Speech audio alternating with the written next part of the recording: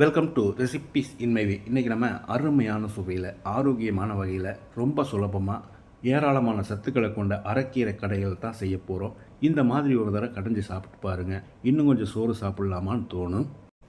ஒரு கட்டு அரைக்கீரையை கழுவி எடுத்து வச்சுருக்கேன். இதை வாணலியில் போட்டுக்கலாம். மண் சட்டியில் செஞ்சால் இன்னுமே டேஸ்ட்டாக இருக்கும். 15 சின்ன வெங்காயம், 6 பல் பூண்டு, 3 பச்சை மிளகாய், காரம் அதிகமாக வேணும்னா இன்னொன்று சேர்த்துக்கோங்க. மீடியம் சைஸில் 3 தக்காளியை நறுக்கி வச்சுருக்கேன். இதையும் போட்டுக்கலாம். 1 கப் அளவுக்கு தண்ணி ஊற்றி வேக விட்டுறலாம்.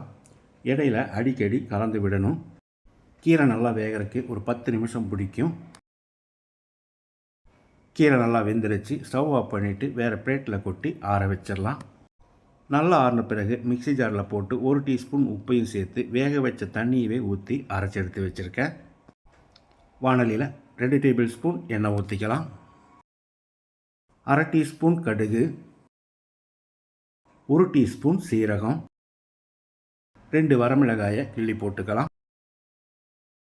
1 கை அளவுக்கு நறுக்கிற சின்ன வெங்காயம். வெங்காயத்தை கண்ணாடி பதத்துக்கு வதக்கிடலாம். வெங்காயம் நல்லா வதங்கிருச்சு. இப்போ இதில் ஒரு 1/2 டீஸ்பூன் அளவுக்கு மஞ்சள் தூள் போட்டுக்கலாம். இதில் நம்ம அரைச்சி வச்சிருந்த கீரையை ஊற்றிடலாம். மிக்ஸி ஜார் அலசி 1 கப் அளவுக்கு தண்ணி ஊற்றிக்கலாம்.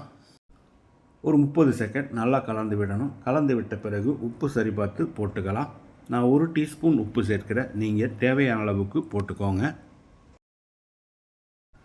ரொம்ப நேரம் கொதிக்க வேண்டியதில்லை. ஒரு 2 நிமிஷம் கொதிச்சா மட்டும் போதும். 2 நிமிஷம் கொதிக்க விட்டுருந்தோம்.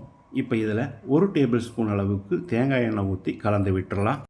கண்டிப்பாக தேங்காய் எண்ணெய் சேர்க்கணும். அப்போ தான் டேஸ்ட்டும் நல்லாயிருக்கும், மனமும் நல்லாயிருக்கும். இதே மாதிரி இதே அளவுகளோடு நீங்கள் செய்து பாருங்கள். இந்த வீடியோ பிடிச்சிருந்தால் லைக் பண்ணுங்கள், கமெண்ட் பண்ணுங்கள், ஷேர் பண்ணுங்கள்.